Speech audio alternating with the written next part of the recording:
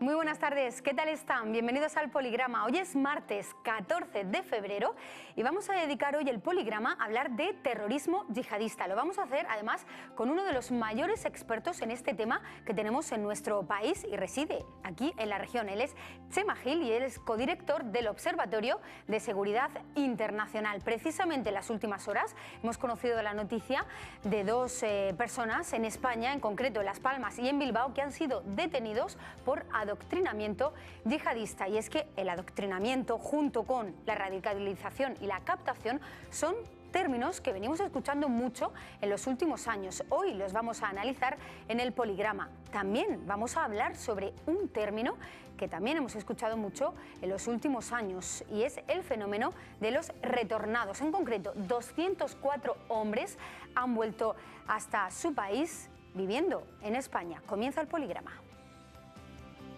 Hoy dedicamos el programa a hablar de terrorismo yihadista con Chema Gil, miembro del Instituto de Seguridad Global. Natural de Cartagena, nació en 1966. Analizaremos a través de nuestro crucigrama todo lo relacionado con este tipo de terrorismo. Hablaremos de los retornados, del uso de las redes sociales para la captación y del papel de la mujer y los niños. Bueno, pues ya vamos a saludarle. Le tenemos aquí con nosotros esta tarde en directo. Chema Gil, buenas tardes, bienvenido. Muy buenas tardes, bien hallado. Bueno, ¿qué tal está? Muy bien. Me alegro. Estoy en mi casa. Por supuesto, está usted en su casa. Vamos a hablar hoy, tenemos media hora, 30 minutos. Es un tema muy denso, muy complicado. Vamos a intentar que nos dé tiempo a conocerlo todo. Vamos con la primera sección.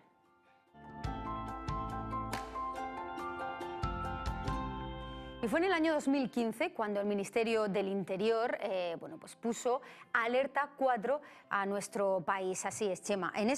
Hasta este momento creo que son 187 terroristas yihadistas detenidos en España. Y hablamos también de la detención de estas dos últimas personas en las últimas horas en nuestro país. Estamos hablando de un terrorismo que se está asentando en los últimos años, no solo en nuestro país, sino también a nivel internacional. Pero en esta primera parte del programa, la entrevista más personal, yo quería preguntarle a usted, Chema, ¿cómo fue ese momento o en qué momento decidió usted investigar y estudiar todo lo relacionado con este tipo de terrorismo? Bueno, yo soy periodista y en los años 90 es cuando tomo contacto con este mundo del terrorismo yihadista sin conocer muy bien en qué consistía, ¿no?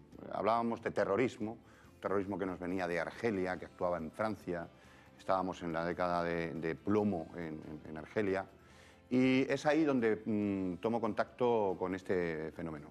Luego ya, desgraciadamente, con los atentados que se producen a nivel internacional, a través de Al-Qaeda y de otras organizaciones, pues uno va tomando más conciencia, más conocimiento, más información. Y este trabajo periodístico, en un principio, es lo que me lleva luego a otra versión que los periodistas podemos hacer de nuestro trabajo, que es el análisis, ¿no?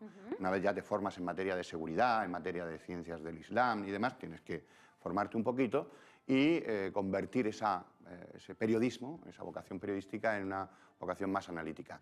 Empezó en los años 90 y hasta ahora. Hasta ahora. Además, esta vocación más analítica de este tipo de terrorismo, yo creo que tengo entendido que en su vida personal también le ha traído pues, alguna consecuencia negativa, ¿no? Bueno, el periodismo, así un poco en el filo de la navaja en general, siempre trae algunas consecuencias desagradables para los periodistas. Cuando investigas la corrupción, cuando investigas el narcotráfico, yo me tiré muchos años investigando esas cosas, ¿no?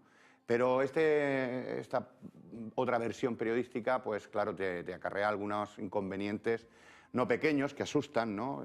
Pueden llegar a alterar tu vida personal, pues sobre todo cuando hay alguna amenaza de este tipo de grupos o de algún terrorista. ¿Usted ha recibido amenazas? Sí, y afortunadamente en España tanto la Policía Nacional como la Guardia Civil y la Audiencia Nacional pues, han investigado las diferentes amenazas que se han producido, han monitorizado individuos, incluso se han producido algunas detenciones en el entorno de donde se produjeron, ¿no? Esos mandatos desde Siria, cortarle la cabeza, todo eso, es verdad que te puede impresionar. Pero si pensamos, y esto no tiene ningún tinte heroico ni nada de esto, ¿no? Si dejamos que los terroristas, sean estos o sean otros, nos amenacen y dejemos de hacer lo que tenemos que hacer, ejercer nuestro derecho a informar, pues yo creo que estarían ganando la guerra. Y eso no nos lo podemos permitir, ni los estados ni los individuos, ¿no? En las sociedades. No debemos darle ninguna batalla ganada a estos individuos. Chema, usted es codirector del Observatorio de Seguridad Internacional. ¿En qué consiste este observatorio? ¿Qué trabajo se hace desde aquí? El observatorio trabaja el análisis y la divulgación también de diferentes cuestiones en materia de seguridad, defensa y también desde, por supuesto, desde la perspectiva de los derechos humanos, ¿no? Y ahí pues hemos encontrado un espacio donde hay gente diversa, de diferente formación, que viene del mundo universitario, académico, pero también gente que se implica desde la perspectiva profesional. Y nos dedicamos a esto, a analizar los fenómenos, a opinar y a divulgar, en fin, toda la información que tenemos. Y en ocasiones pues nuestros análisis también son útiles a las fuerzas y cuerpos de seguridad.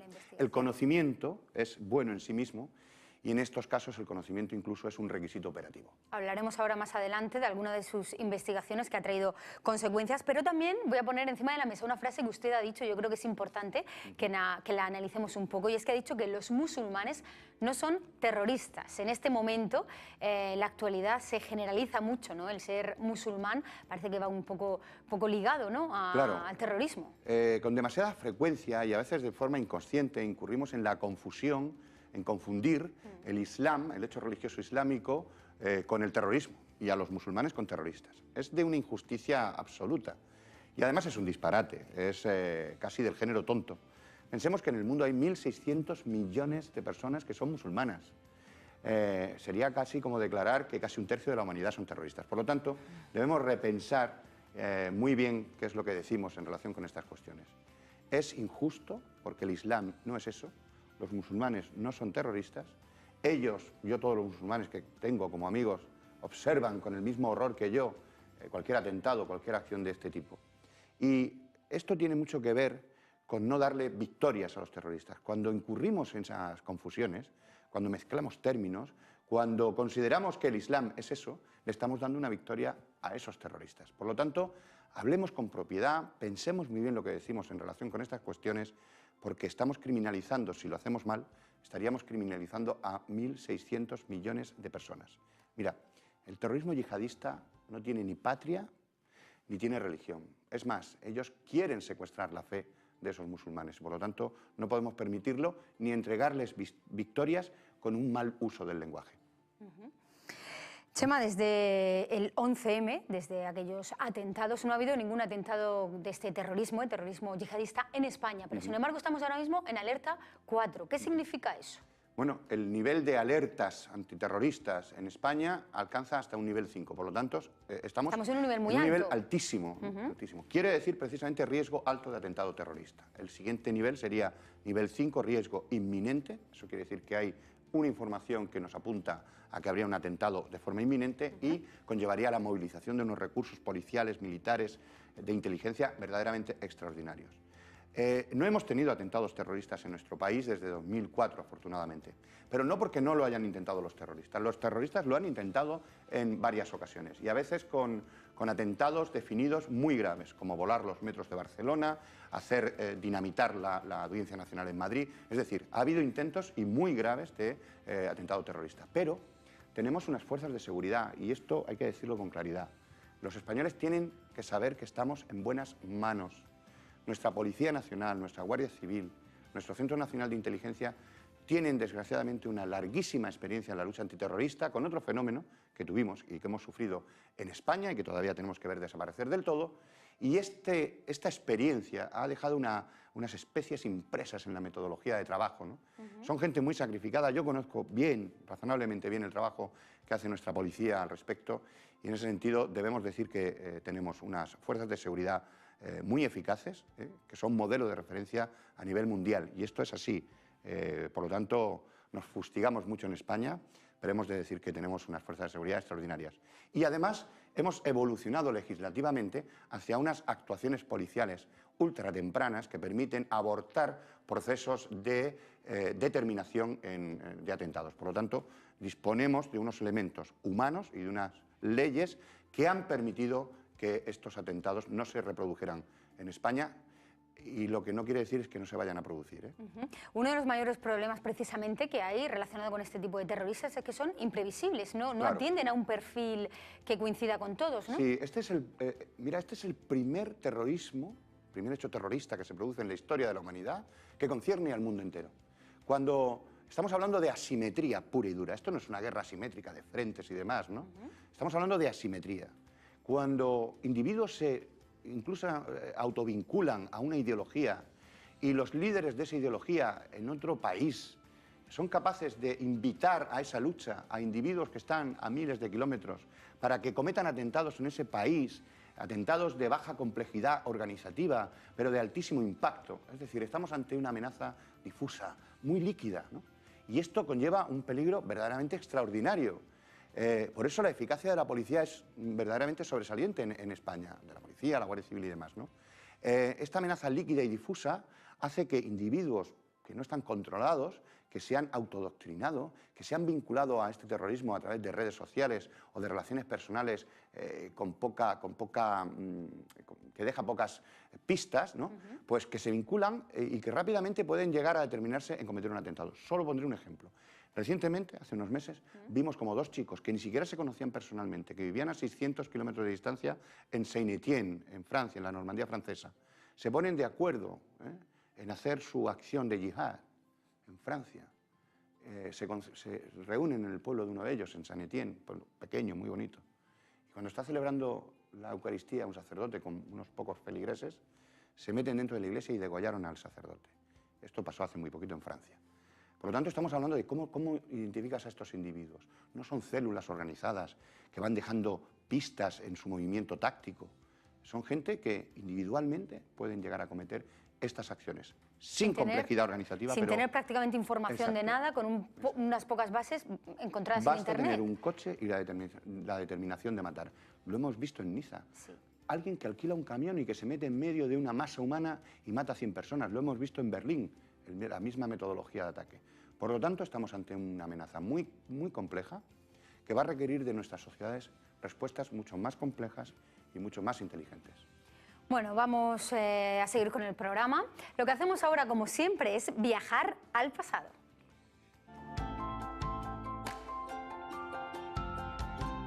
Y vamos a conocer qué personaje de la historia rescata a Chema Gil y lo traemos al presente para rendirle un pequeño homenaje. Cuéntenos.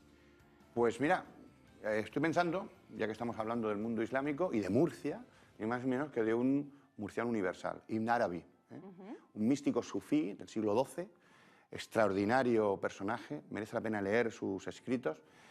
No me atreveré a reproducir literalmente alguno de sus textos, ¿no? Pero recuerdo uno más o menos que venía a decir algo así como que porque soy musulmán, ¿no? Porque creo en lo que creo, puedo sentirme de todos.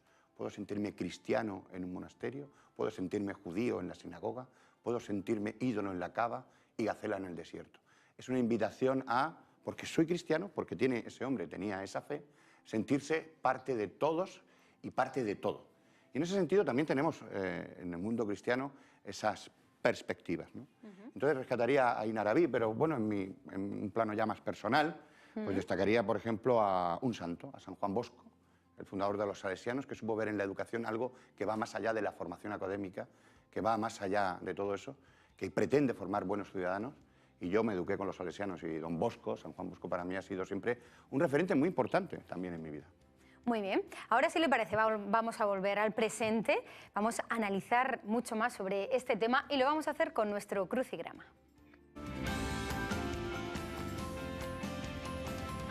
Bueno, pues vamos a comenzar. Yo no sé si entre tanta investigación y tanto trabajo, Chema, usted tiene tiempo para hacer crucigramas. Poquito. Poco tiempo, imagino, ¿no? Bueno, pues vamos a sacar aquí unos minutos, vamos a hacer un repaso por muchos temas. Yo le voy a dar la definición y usted me va a decir el término. A ver si y ya vamos hablando, seguro que sí. Empezamos con el primero. Volver al lugar o a la situación en que se estuvo. Retornado. Retornado. Precisamente los retornados, este fenómeno es ahora mismo una prioridad en la lucha contra el terrorismo, Absolutamente. ¿no? Antes has dado unas cifras que son las oficiales, ¿no? Cuando hablamos de 200 individuos, 184, que han ido a Siria, son individuos que están identificados. pero habrá muchos detrás que todavía hay gente, no sé. sí. En otro centro en el que estuve trabajando y cuando hemos hecho colaboraciones con centros de análisis panafricanos y demás, nosotros estimamos que la cantidad de personas que han podido salir de España a Siria son unos 400 o 450 individuos. El doble prácticamente. Sí. ¿Cuántos han retornado de esos? Las cifras oficiales hablan de varias decenas, bastantes de ellos están identificados, localizados y más o menos controlados dentro de las posibilidades que nuestro sistema policial permite y nuestro sistema legal, pero hay otros que no se saben dónde están, ni si han vuelto, si están aquí, dónde se mueven, cómo se mueven. Por lo tanto, el peligro de los retornados es algo verdaderamente inquietante. Y en este caso, ¿en qué ha fallado la integración? Porque esto puede ser un problema de integración, ¿no? Son personas o jóvenes que han nacido en España o que han venido aquí desde muy pequeños y parece que no se han integrado en la sociedad española. A lo mejor viven en guetos, en sus propios barrios, no salen de su propia gente, ¿no? Hace poco participaba en un programa en una televisión nacional sobre esta cuestión, ¿no? Y un responsable del CITCO, que es el Centro de Lucha contra el Terrorismo y el Crimen Organizado, él hablaba de que algo no hemos hecho bien cuando los nuestros se nos han convertido en enemigos, ¿no? Sin fustigarnos, ¿no? Yo creo que tenemos una sociedad decente, una sociedad donde el derecho impera, humanista, pero es verdad que muchos de estos procesos de captación son posibles porque hay chicos que experimentan un proceso de desidentificación con el entorno, de desafecto incluso, y estos individuos cuando detectan estas vulnerabilidades son capaces de dirigir con eficacia un mensaje al corazón y a la mente de estos individuos. Les invitan a incorporarse a algo más importante que ellos mismos. Les identifican como víctimas. Y aunque no saben muy bien qué es ser musulmanes, les dicen que por ser musulmanes se han convertido en víctimas de este occidente, ¿no? Detrás de este terrorismo yihadista, además de una basura ideológica y pseudo-religiosa, hay también mucho de antioccidentalismo, ¿no? Sí. Bien, pues todo eso se pone en juego a la hora de captar. Y tengamos en cuenta que algo verdaderamente desconcertante es que se están produciendo captaciones de chicos que no son de origen musulmán, es decir, no tienen esa inquietud religiosa, que rápidamente hacen una conversión no religiosa, sino ideológica. Se convierten no al Islam, sino a esta versión raquítica y, como digo, una basura ideológica que es el yihadismo, el terrorismo yihadista. Se convierten a esto y fíjate, en una operación reciente de la policía en Barcelona, en Cataluña, fueron detenidos 11 yihadistas que pretendían poner una bomba en una sinagoga, un ataque con arma de fuego en un establecimiento público y degollar a una persona en una plaza en Barcelona. De los 11 detenidos, 6 eran españoles de pura cepa. Se llamaban Antonio, Pedro, Pepe y Juan. Esos individuos en 2 meses no pudieron hacer una conversión religiosa. Hicieron una conversión ideológica y se vincularon a esta ideología. Por lo tanto, cuidado, porque este terrorismo es bastante más transversal de lo que parece. Bueno, vamos con el siguiente término. Red informática mundial descentralizada formada por la conexión directa entre computadoras. Internet. Internet, usted precisamente lleva años investigando el rastro a través de las redes sociales, ha mantenido conversaciones. Internet es el principal banderín de enganche de estos individuos. ¿Dónde se puede iniciar en muchos casos el proceso de captación, de vinculación a esta ideología? A través de Internet. Y a veces es un procedimiento pasivo, es el individuo el que curiosea, el que se mete en estos perfiles y el que entra en contacto, el que cuenta en un foro que tiene tal desencanto, tal desafecto. Cuando esas vulnerabilidades en Internet son observadas, se inicia un proceso de captación. El captador, el facilitador, va a contactar primero, va a intentar saber quién es este individuo, conocer más de esas vulnerabilidades, que luego van a avanzar hacia espacios más reservados también en Internet, en chats más secretos, etcétera. Más íntimos, ¿no? Para tener una relación más directa. Exacto. Y que luego va a evolucionar hacia un contacto más personal, que va a determinar la incorporación final de estos individuos en una estructura terrorista. Por lo tanto, Internet, además Internet, el terrorismo yihadista lo maneja como si fuera una wilaya, es decir, un territorio. Ellos son eficaces en Internet, más que nosotros. Nosotros hemos empezado muy tarde a utilizar Internet como un mecanismo de contraideologización, de contranarrativa, hasta el extremo de que ahora en Europa se ha empezado a hacer contranarrativa, pero los terroristas ya hacen la contranarrativa de la contranarrativa. Por lo tanto, debemos de responder frente a este fenómeno viendo la complejidad y utilizando los mismos espacios que ellos utilizan eficazmente para estar presentes con una verdadera contraideologización. En esta guerra contra el terrorismo, las armas van a ser útiles, es decir, tendremos que responder bélicamente allí donde el terrorismo se expresa bélicamente, pero vamos a tener que trabajar también a nivel de ideología. Y en esta lucha es fundamental contar con las comunidades musulmanas. Bueno, vamos con el siguiente término también relacionado con esto, acción y efecto de captar. Captación, evidentemente. Captación. Las redes sociales son el vehículo de captación. Eso Podemos es. hablar de tres fases a grandes líneas. Las que hemos descrito. La que hemos más o descrito. menos. La primera, Eso se es. puede colgar en internet imágenes, vídeos, que incluso a veces parecen películas, ¿no? Y Sí. que a la persona que lo está viendo, que a lo mejor se siente un poco débil, ¿no?, anímicamente o espiritualmente, pues quiere formar parte, ¿no?, de ahí, esa realidad, de ese vídeo. Ellos trabajan la comunicación. Bueno, detrás del terrorismo yihadista no pensemos que hay 4 bobos que se han fumado 3 porros de hachís y llevan Kalashnikov. Aquí hay gente que sabe de semiología. Aquí hay gente que sabe de comunicación, por lo tanto. Hay gente que sabe de estrategia, de táctica. Y esto lo que pone de manifiesto es que enfrentamos una amenaza muy compleja, que empezó en el año 2001, digamos, su manifestación más evidente con los Torres Gemelas y demás, pero que ya venía de años antes, que hemos luchado, hemos planteado incluso 2 guerras simétricas contra el fenómeno, que no ha dejado de crecer, que nos va a acompañar seguramente todo el siglo XXI, si no somos capaces de desmontar su ideología, si no somos capaces de cortar esa... ¿Que vamos a ser capaces de cortar? ¿O que nos lleva mucha ventaja también en el uso de redes sociales, de internet? Hombre, me extrañaría que no fuéramos capaces de ser inteligentes, lo suficientemente inteligentes, como para no plantear alguna vez una lucha eficaz en este sentido. Pero no es solo cosa de los Estados. Frente a esta ideología, la principal herramienta de lucha no son ni los tanques ni los aviones, aunque tengamos que utilizarlos a veces. Frente a esta ideología, lo que más vale es contar con sociedades cuyos individuos se miren con confianza. No podemos permitir que haya umbrales de no ciudadanía en donde la gente se desafecte, en donde la gente se desidentifique, en donde les damos espacio a los terroristas para captar. Por lo tanto, debemos de construir otros tipos de sociedades más complejas, más inteligentes, más cohesionadas. Es vital para nuestra seguridad. Para que no tengan crisis de identidad y no tengan que estar buscando Cuando hay cómo una crisis rellenar, de identidad, ¿no?, ese estos hueco, jóvenes digamos. lo que deciden es tomar las riendas de su vida. Y claro, los pueden tomar de esta manera. En fin, vamos con la siguiente palabra. Hija del rey, que es heredera de la corona. Hija. Ahí lo tiene. Hija del rey.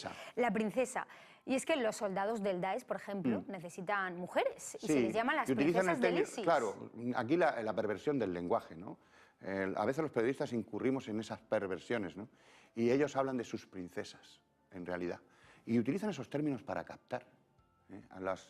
Sí, yo conozco, en fin, muchos casos, pero pensemos que en redes sociales se ponen perfiles de yihadistas, chicos muy guapos, con el pelo al viento, y que están ofreciéndoles amor eterno. Vivir como reinas, ¿no? Y hay También adolescentes que se encaprichan, que se enamoran, incluso no siendo musulmanas, de estos individuos, ¿no? Pondré un ejemplo tristísimo, ¿no? Chicas de Austria, de Dinamarca, que han salido allí, no siendo musulmanas siquiera, y que hacen la incorporación, el hijra, la inmigración, y que cuando llegan allí, por supuesto, no hay un chico guapísimo que les promete amor eterno y no, se van a encontrar con un viejo panzón de 60 años que va a violarlas, que las va a utilizar como una carnicería sexual. Por lo tanto, estamos ante un fenómeno muy cruel.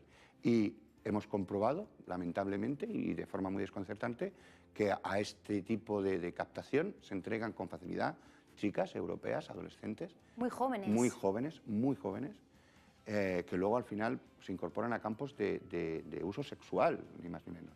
Cuando quedan embarazadas después de violaciones sistemáticas, algunas han conseguido escapar y la experiencia que cuentan, bueno, el resultado es que estas chicas van a ser seres humanos destrozados de por vida. Bueno, vamos con el último término, porque si este es duro, quizá el siguiente es bastante más duro. Miembro de las generaciones jóvenes dispuestas a suceder a las anteriores en un ámbito determinado. Sí, son los cachorros. Los cachorros se les llama del califato, son niños pequeños, sí, sí, incluso de meses de edad, recién nacidos, que ya los están adoctrinando, ¿no? Poniéndole imágenes. Sí, en España conocemos casos de individuos que han empezado a adoctrinar a sus hijos con 2 años, mostrándole imágenes verdaderamente atroces y que se los han llevado a Siria y han ido a Siria. Y conocemos casos de chicos que han enamorado a otra chica, una chica española. Ahora mismo se encuentra, por ejemplo, Asia Mohamed, está detenida en Turquía, regresaba de Turquía a España, es una española de Ceuta, perdón, sí, de Ceuta, que que se casó por poderes con un chico, Mohamed Hamadouch, Coquito Castillejos. Se casaron por poderes y estaba tan enamorado de él que ella, según me contaba él mismo en las conversaciones que tenía con el terrorista, fue ella la que le pidió como regalo de dote un cinturón bomba. Cuando vemos al niño recién nacido que tuvieron allí en Siria, porque ella también se marchó a Siria, cuando vemos al niño recién nacido expuesto en la fotografía, lo vemos rodeado de balas, de Kalashnikov y del cinturón bomba de la dote. Por lo tanto, estamos ante el uso incluso de la infancia. Ellos allí quieren nuevas levas de yihadistas y nos encontramos que en sus adoctrinamientos y en su entrenamiento encontramos a chicos de 12, 14 años. El último, seguramente la gente recordará esa imagen, en Palmira, en el teatro de Palmira, 21 soldados, 21 detenidos por ellos, arrodillados, con 21 niños de 12 años detrás, que apenas pueden correr el cerrojo de la pistola y que vacían sus 21 disparos sobre la nuca de estos soldados.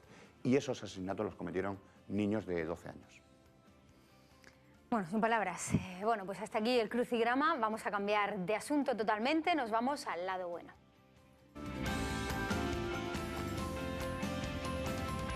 Bueno, ya conocen esta sección. Consiste en poner imágenes a nuestro invitado de políticos y que él nos diga cualidades positivas de cada uno de ellos. Vamos a empezar con el primer político que le voy a poner a usted, Chema Gil. En este caso es Juan Ignacio Zodio, ministro del Interior.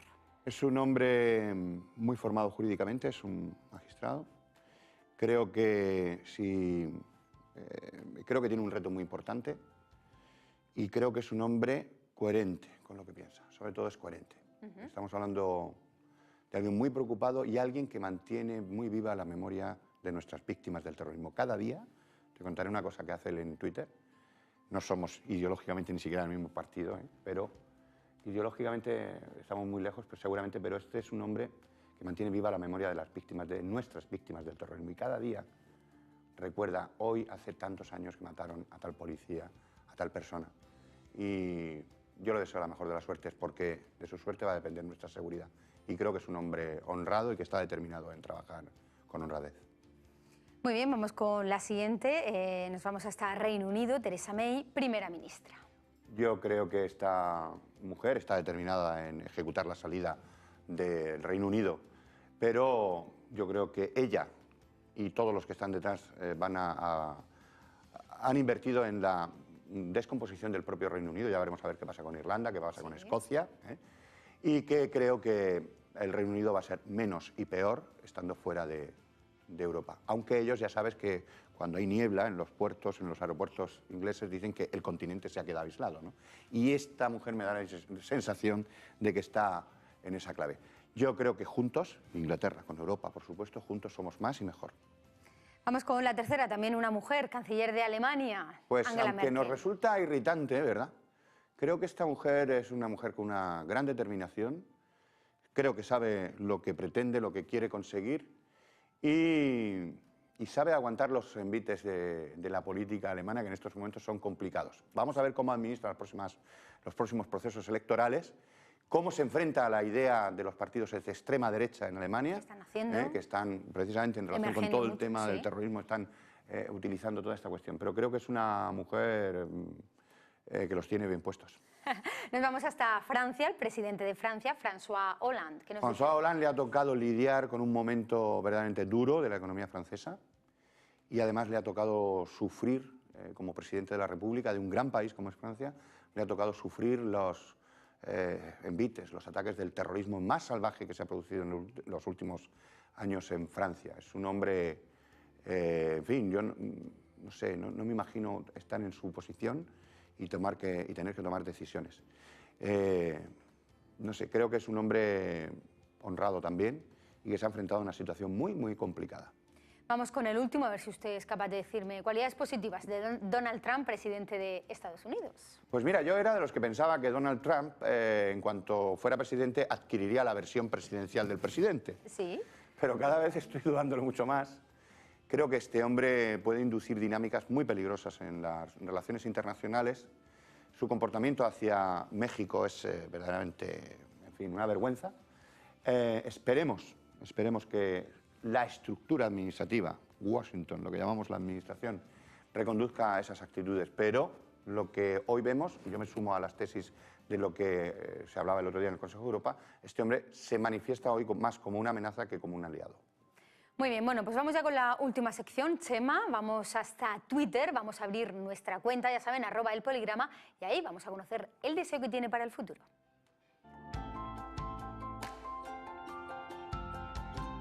Así que vamos a preguntarle, Chema, ¿qué desea usted para el futuro? Pues mira, tiene que ver con lo que hemos hablado. Yo creo que si somos capaces, y ese es mi deseo, ¿no?, de construir una sociedad inteligente. Una sociedad inteligente se caracteriza porque es una sociedad cohesionada, una sociedad en la que los individuos se miran con confianza, donde todos nos sentimos concernidos, seamos lo que seamos, por las mismas amenazas, por las mismas bondades, por las mismas maldades. Por lo tanto, una sociedad inteligente, cohesionada, porque será así una sociedad más segura. Más segura, seguridad es lo que más necesitamos ahora mismo, sentirnos seguros sobre todo, es lo que necesitamos. Chema Gil, ha sido un placer, esperemos que usted también lo haya pasado bien. Como siempre. Y le invitaré de nuevo a seguir charlando sobre este tema. Cuando queráis. Muchas gracias. Un placer.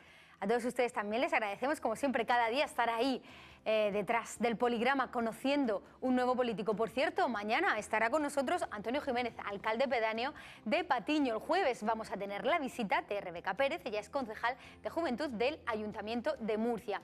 Y el viernes nos vamos hasta Cartagena, mejor dicho, viene aquí porque estará con nosotros la presidenta de la Asamblea Regional de Murcia, Rosa Peñalver. Y ya el lunes comenzaremos la semana con Pascual Lucas, alcalde de Cieza. Como siempre, un nuevo político aquí en Televisión Murciana a la 1:30 de la tarde en el Poligrama.